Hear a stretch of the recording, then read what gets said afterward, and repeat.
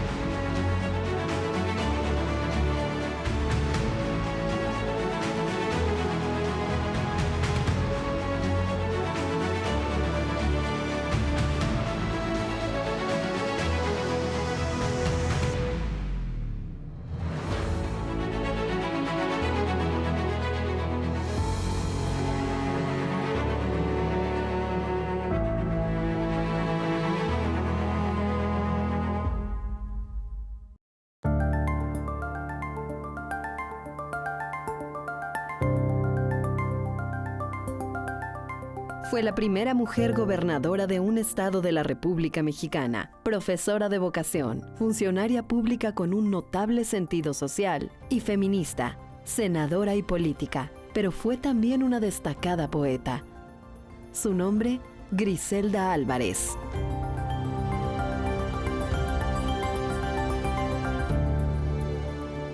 Todas aquellas personas que la llegamos a conocer y que pudimos beneficiarnos de sus enseñanzas, realmente le teníamos no solo respeto, sino admiración y en algunos casos veneración.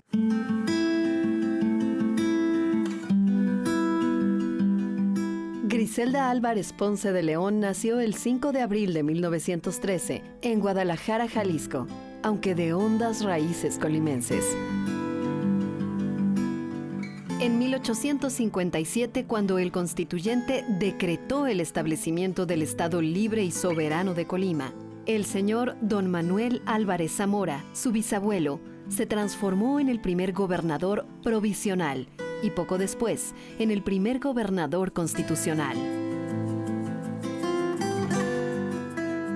Miguel Álvarez Córdoba, abuelo de Griselda Álvarez, fue electo prefecto político del Distrito del Centro, que gobernaba la ciudad de Colima, Coquimatlán e Ixtlahuacán.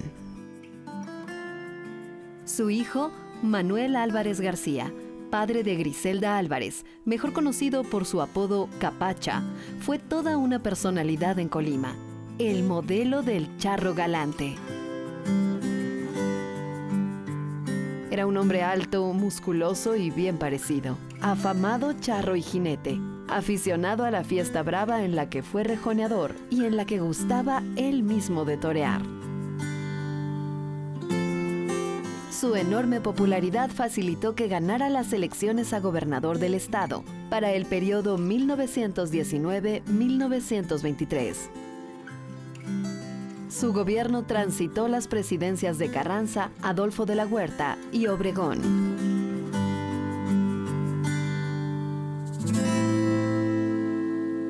Griselda vivió desde la infancia las diferencias entre hombres y mujeres, porque su padre hubiera deseado tener un hijo varón. Pero entonces, pues se resignó y la empezó a educar prácticamente como si hubiera sido hombre. La llevaba a ver cómo iban las tierras, las cosas, en fin, todo eso fue formativo porque ella tuvo un carácter muy fuerte. Y, por ejemplo, le decía que en lugar de aprenderse poemas cursis, el padre le decía, mejor apréndete el Acta de Independencia. Y entonces le ponía el Acta de Independencia para que se la aprendiera. Y entonces de ahí Griselda sacó muchas ideas porque le decía, a ver, ¿qué es el Congreso? Y entonces el padre le contestó, son cosas de hombres. Y entonces, ¿para qué me lo estás enseñando a mí? Todo esto, si es de hombres, yo soy mujer. Y ahí empezó su conciencia de género y de esta injusticia y esta desigualdad.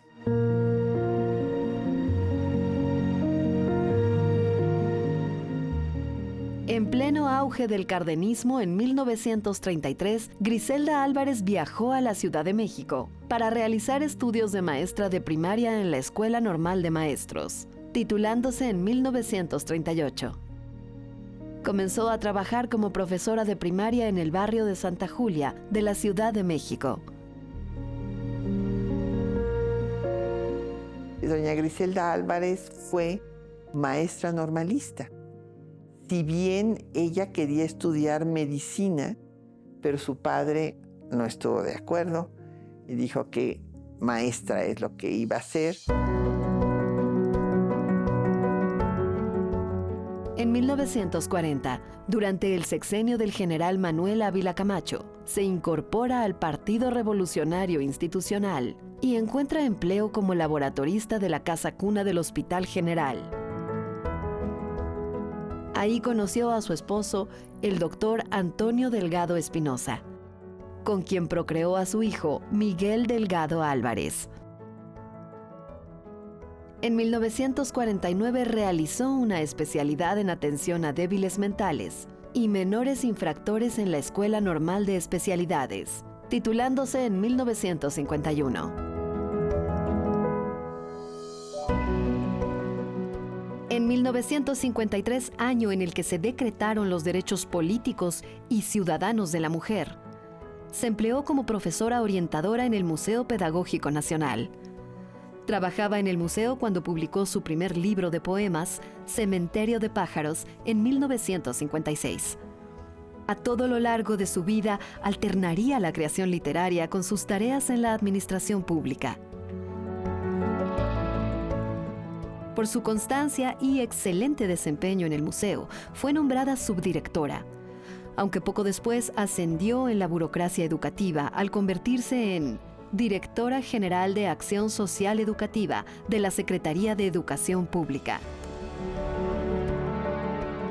La principal actividad en este trabajo consistía en la creación de centros educativos, con un objetivo central: la elevación moral, económica y cultural de las mujeres. Griselda practicaba el feminismo desde los años 40 con acciones y hechos efectivos. Su trabajo fortaleció la educación, cultura y condición social de las mujeres mexicanas. Durante su gestión impulsó en todo el país la creación de cajas de ahorro escolar, cooperativas, guarderías, escuelas rurales, casas de cultura y bibliotecas, por medio de centros de acción educativa. Algo similar hizo como directora de la Dirección General de Trabajo Social de la Secretaría de Salubridad y Asistencia, donde fomentó los centros de bienestar social en el país. En todo este periodo de intensa labor social, publicó los libros Dos Cantos en 1959, De cierta compañía en 1961, Letanía erótica para la paz en 1963, poemario que ha sido traducido al ruso, checo, hindú, inglés, portugués y francés. La sombra niña en 1965 y Anatomía superficial en 1967.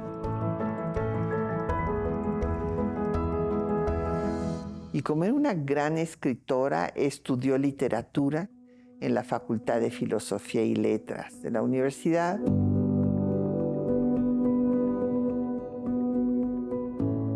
Con 55 años de edad, se inscribe en la carrera de Letras Españolas en la Facultad de Filosofía y Letras de la Universidad Nacional Autónoma de México, en el emblemático año de 1968.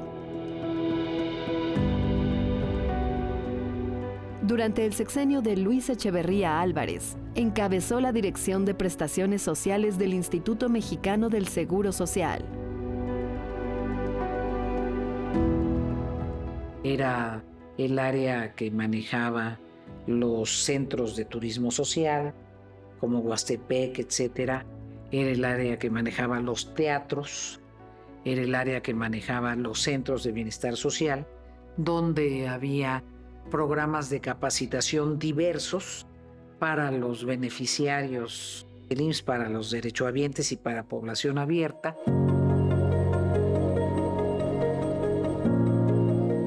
En 1972 publicó Estación sin nombre y en 1974 el ensayo antológico 10 mujeres en la poesía mexicana del siglo XX. Se tituló como licenciada en Letras Españolas en 1976.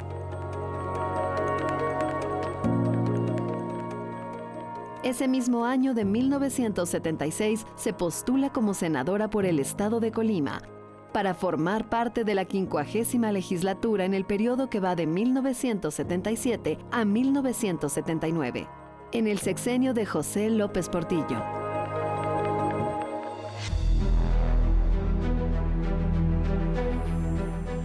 El país vivía una crisis política marcada por el autoritarismo y la falta de espacios para la disidencia política. La masacre del 2 de octubre de 1968, el encarcelamiento de disidentes políticos en la cárcel de Lecumberri, la matanza del Jueves de Corpus, también conocida como el Halconazo, la formación de guerrillas urbanas y rurales y la llamada Guerra Sucia, aunada a una elección presidencial en la que José López Portillo había sido candidato único, era reflejo del clima complicado en que se desarrollaba la vida nacional. Era imprescindible, por ello, abrir espacios democráticos. Y así fue como en la 50ª legislatura, en la que participó Griselda Álvarez, se logra aprobar en 1977 la primera reforma política que se dio en México, negociada por el entonces secretario de Gobernación, Jesús Reyes Heroles. Incluía el reconocimiento legal de las organizaciones políticas de izquierda.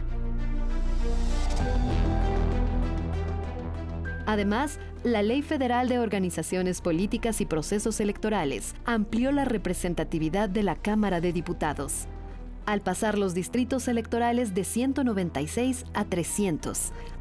Además, estableciendo a los diputados por representación proporcional, en sustitución de los anteriores diputados de partido, con lo cual la Cámara quedaría constituida por 400 diputados. Una legislatura histórica en la que solo hacía falta ampliar el espacio democrático a las mujeres.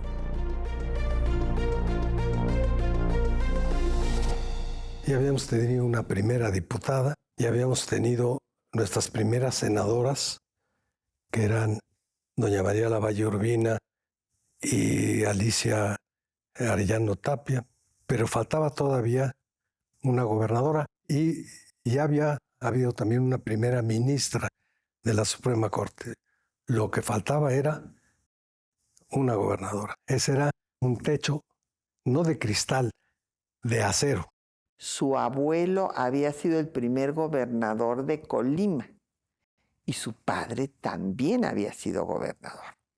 Entonces, pues ella dijo, pues yo también puedo ser gobernadora.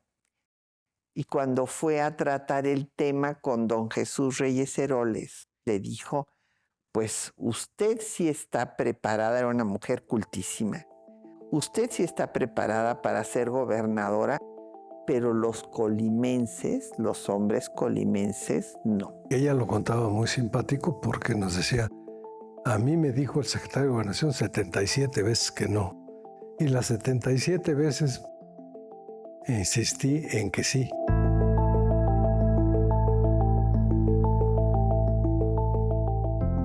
El líder de la mayor central obrera del país, Fidel Velázquez, la apoyó y la alentó a lanzarse a la elección. Entonces Griselda le comunicó al presidente López Portillo su intención de contender por la gubernatura de Colima, a lo que él respondió, consúltelo con el pueblo.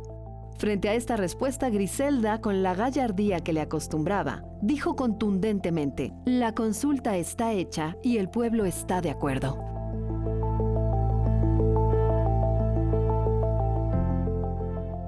Doña Griselda acababa de ganar una elección de senadora, la había ganado muy bien, era una mujer con probada capacidad administrativa, de reconocida honorabilidad, y tuvo que enfrentar pues las resistencias tradicionales que tiene cualquier persona que busca una candidatura de sus adversarios, pero adicionalmente las resistencias del mundo que no estaba preparado para entender que una mujer podía ser candidata. Yo quiero recordar que en ese entonces Colima tenía una figura muy importante en el gabinete. El secretario de Programación y Presupuesto, Miguel de la Madrid, era nada más y nada menos que de Colima. Entonces, doña Griselda resulta electa dentro de esas figuras como precandidata por parte del PRI.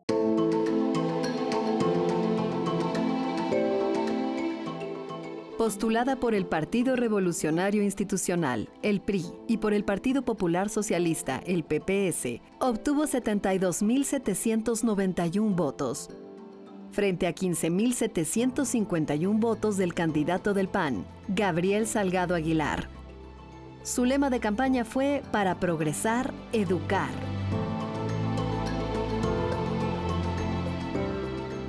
En su discurso en el evento de toma de posesión del gobierno de Colima, frente al presidente de la República, Griselda Álvarez afirma que hasta ese momento, la democracia mexicana era una democracia de hombres solos e invita a las mujeres del Estado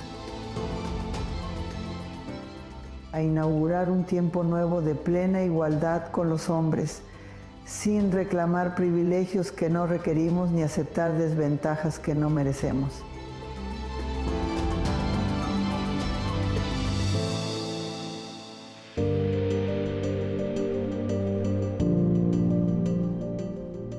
En su libro de memorias titulado Cuesta Arriba, Memorias de la Primera Gobernadora, publicado en 1992, Griselda recuerda así aquel evento.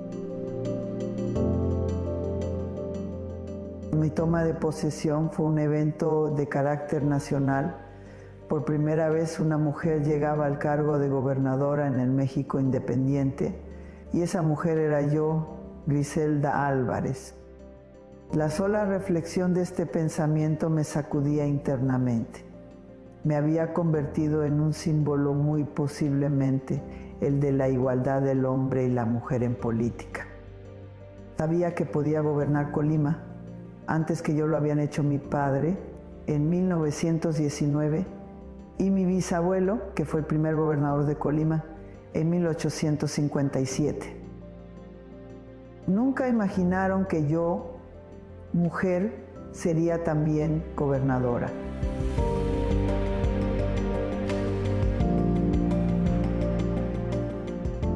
Como gobernadora electa contaba con un amplio apoyo de la población, pero también hubo muestras contundentes de repudio. El mismo día en que una mujer asumía el mando del Ejecutivo, en la ciudad de Colima, la estatua del rey Colimán, último héroe indígena que resistió hasta morir la embestida de los españoles, encabezados por Gonzalo Sandoval, amaneció con un mandil blanco. A ese tamaño eran las cosas frente a un triunfo electoral inobjetable.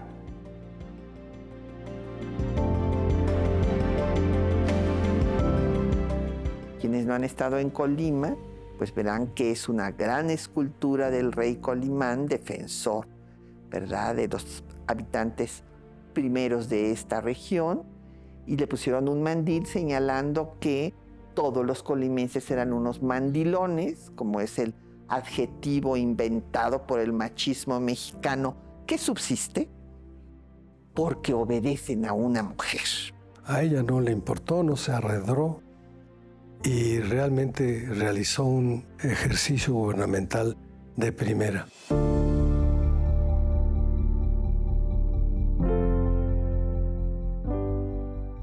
Su principal preocupación en ese cargo será la educación pública, incluida la Universidad del Estado. Reformó los códigos penal y civil para que los hijos de las presas no nacieran dentro de la cárcel y abrió oportunidades para que las prostitutas cambiaran de ocupación. Y resulta que el ingeniero Cuauhtémoc Cárdenas, que era su vecino, él era gobernador de Michoacán, decidió cerrar todos los burdeles, cantinas y demás, y estos giros negros se fueron a Colima.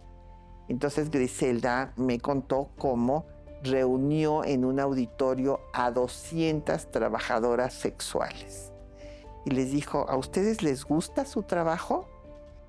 Y fue un no. Lo hacemos para sobrevivir o porque fuimos violadas por nuestros padres, por nuestros hermanos. Núcleo familiar. De cada 10 violaciones, 6 se hacen en el núcleo familiar por el padre. Y una verdad más grave, con consentimiento de la madre. Y solamente 4 son fuera del ámbito familiar. Este es un estudio que yo hice en esta ciudad. Me dijo doña Griselda, pues tenía yo ya casi un ejército de sexo servidoras aquí y en lugar de andar prohibiendo por medio de leyes, hice un listado y les ofrecí que si querían cambiar de oficio, yo les iba a ofrecer la posibilidad de que se convirtieran en policías municipales. Yo les di una beca y a los 9 meses regresaron ya con sus uniformes de policías a la calle y la que hablaba mejor me dijo, mire señora gobernadora, usted hace 9 meses nos sacó de la calle para regresarnos a la calle, nada más que ahora estamos en otras condiciones. Es el primer gobierno de la historia de Colima que deja superávit. Es quien hizo el aeropuerto, todos los museos que tiene Colima, creó escuelas para padres, los primeros centros de atención a mujeres golpeadas, elevó la pena para los violadores y bajó la violación de una forma importante en el estado. Promovió la formación de diversos grupos como la Red de Mujeres Municipales de México, AC, y fue presidenta fundadora y vitalicia de FEMU, Federación de Mujeres Universitarias, institución que aún hoy realiza un trabajo arduo en la defensa de los derechos de la mujer. Durante mi gobierno levanté en 3 ocasiones memorables la bandera blanca. Cuando Colima alcanzó la alfabetización y cuando toda la población tuvo energía eléctrica y agua potable. Al terminar su brillante mandato concluyó: Yo soy más que como un ejemplo a seguir, una puerta abierta que permite el paso para el mundo de la política a más mujeres jóvenes, instruidas y con más facilidades de las que yo tuve en su momento. Tuve el privilegio de acompañarla a uno de los últimos homenajes que le dieron en Colima y no podíamos caminar una cuadra porque salían las señoras de los estanquillos, se paraban los coches y salía el señor con sus hijos para que saludaran a la maestra Griselda. Y entonces volteaban y me decían, es la mejor gobernadora que ha habido en el estado de Colima, en toda su historia. Y eso es lo que nos abrió brecha. Las mujeres que nos dedicamos a la política le debemos mucho a Griselda Álvarez, porque Griselda Álvarez fue una buena gobernadora de Colima. Llegó en un momento en donde superó barreras, rompió el techo de cristal. Y siguió rompiendo toda su vida, no solo el techo de cristal, sino el techo de acero que se le quiso imponer para evitar que ella llegara a ser la primera gobernadora de nuestro país.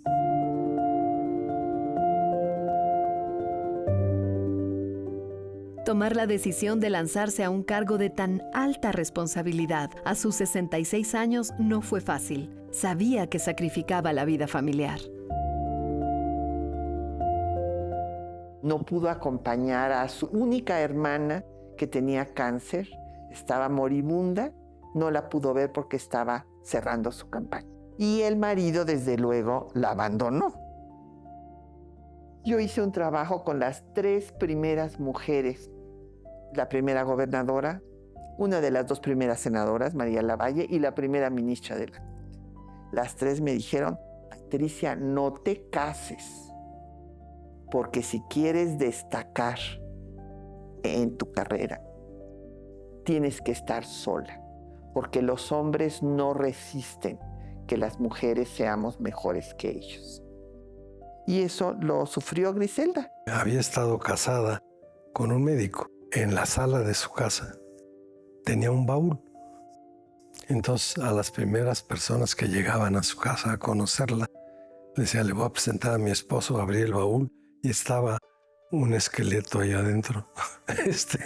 Y decía, aquí les presento a mi difunto marido, pero ya algunas personas habían sufrido casi un infarto por el tipo de bromas que no solía hacer doña Griselda.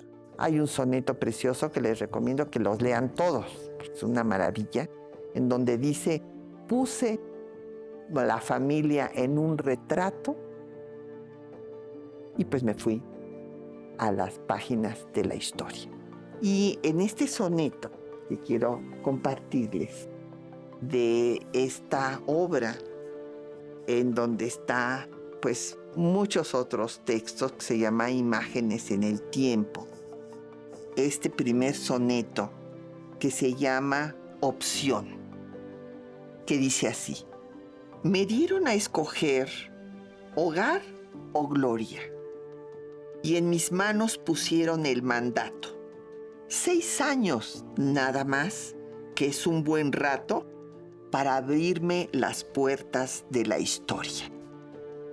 No sé si fue una pírrica victoria, que ahora reflexiono y aquilato. Metí amor y familia en un retrato y fue el poder la línea divisoria. El eco del aplauso es mi cortejo. Hoy el pueblo me baña con sonrisas. ¿Me porté bien? Quizás soy un consejo. Adentro angustia, pero afuera risas. No es nostalgia, es historia, no me quejo. Mientras que lento Cronos me hace trizas. Es de sus sonetos terminales, que son verdaderamente conmovedores. Por algo, Salvador Novo la equiparó con la 10ª musa y decía que era la mejor sonetista que había en México.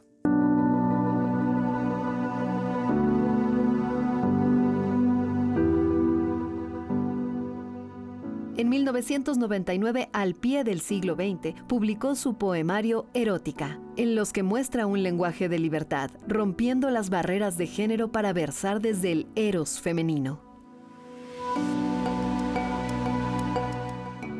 Era una poeta profesional y además tenía un sitio de reconocimiento en el Ateneo de los poetas y de los escritores mexicanos. Era una mujer reconocida dentro de los intelectuales de su época, muy amiga del gran poeta Andrés Enestrosa, muy amiga de Alí Chumacero.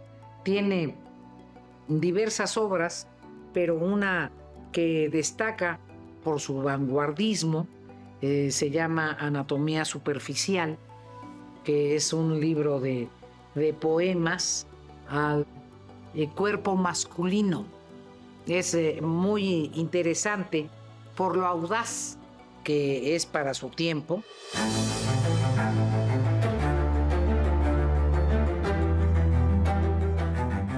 Además de su voz poética, su reflexión política fue importante y tuvo impacto en la opinión pública mexicana a través de sus artículos y columnas de opinión en diversos periódicos, como Excelsior, Novedades y Ovaciones, y en la revista Siempre. En vida fue objeto de innumerables reconocimientos. En 1996 fue reconocida por el Senado de la República, que le otorgó la medalla Belisario Domínguez por su obra política, social y cultural. La educadora, la funcionaria, la poeta y la primera gobernadora de un estado de la República murió en su casa de la Ciudad de México el 26 de marzo de 2009, dejando un legado imborrable. Doña Griselda tenía una gran virtud. Era una maestra, pero no solo de dientes para afuera o de quienes se paran frente a un pizarrón y escriben y escriben. Era una maestra de vida. Yo recuerdo que hacía reuniones en su casa y me encontraba yo ahí jóvenes, mujeres jóvenes que después llegaron a ocupar puestos muy importantes en la administración pública, que la tenían como un verdadero ejemplo de vida. Y Griselda fue una gran gobernadora, trabajadora, honorable, austera, con precisión sobre lo que quería realizar en Colima y con una vocación social precisa, muy clara. Le agradezco mucho que su legado haya sido evidenciar la capacidad de administración y de ejercicio de gobernabilidad en un estado que bajo su gobierno tuvo una transformación muy relevante. Tuve el privilegio de contar con su amistad y de conocerla y admirar su obra, tanto como política como su obra literaria.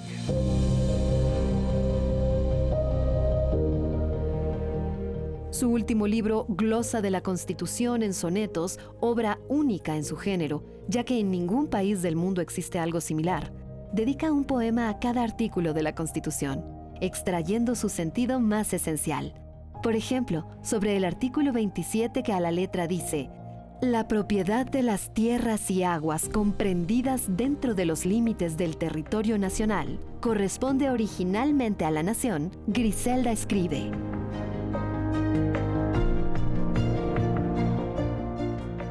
propiedades de México, la tierra, su mar territorial, laguna, lago, estas playas, belleza en que me embriago, estos bosques donde el calor me encierra, planicie, abismo, todo lo que aterra y lo que no, cuando la luna apago, los cauces, los esteros donde vago, ahita de crepúsculos y sierra, zócalo de las islas submarino, 200 millas náuticas poseo, una rica nación si la examino, con petróleo, con minas, con deseo de tener democracia por destino y de ser soberana por fogueo.